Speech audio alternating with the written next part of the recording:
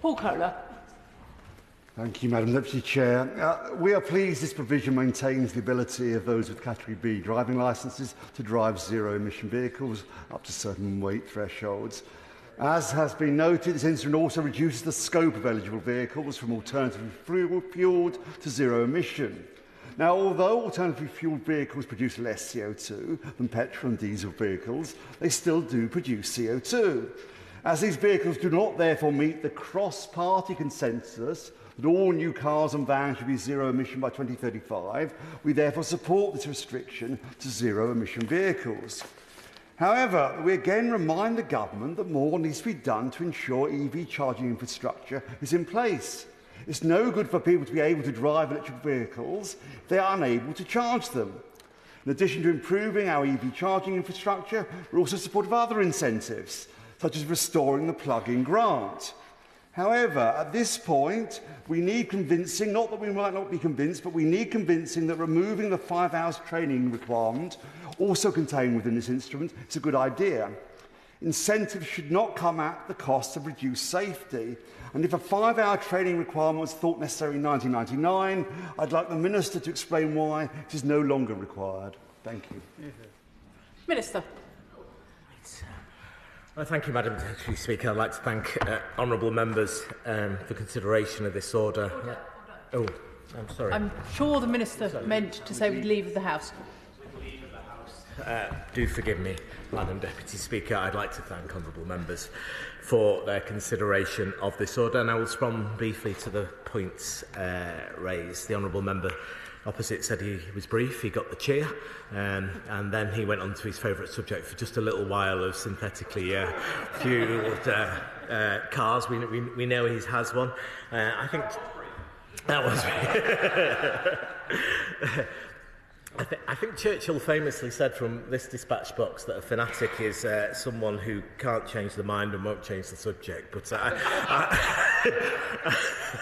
I'll say that gently. In answer to his question, I really am being gentle there. The intention of this is to support the transition to zero-emission vehicles, and this driving licence flexibility is therefore designed to account for additional weight of heavier batteries presented in fully electric vehicles and some implementations of hydrogen fuel cell technology. Vehicles powered by natural gas or biogas are not net zero, and I get what he's saying about the single life cycle of the carbon, but not subject here to the standard Category B licence requirements, meaning that they can be driven up to 3.5 tonnes. The government estimates that there are currently fewer than 30 of these vehicles currently upon the road. E-fuels and synthetic fuels, which I know are his area of expertise and interest, are not disadvantaged by the standard Category B requirements which apply to petrol and diesel vehicles, and therefore not included in this SI. On the points of other fuel types, as synthetic fuels, as I said, they're already treated no differently in the driving licence regulations to their petrol or diesel counterparts, and also do not require the additional weight to achieve payload parity. This instrument seeks only to bring zero emissions emission vehicles to the same parity, and that's what this does.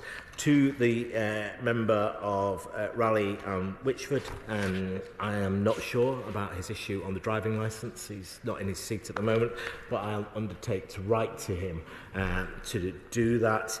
And so in closing, this instrument, while technical in nature, represents a common sense step that supports industry to make the switch to zero emissions, to decarbonise our road transport, and as we make progress to net zero. It will cut transport costs for business, reduce our greenhouse gas emissions, and further accelerate our progress to becoming that clean energy superpower that we so hope to be. I trust that this House has found this debate informative and will join me in supporting this legislation.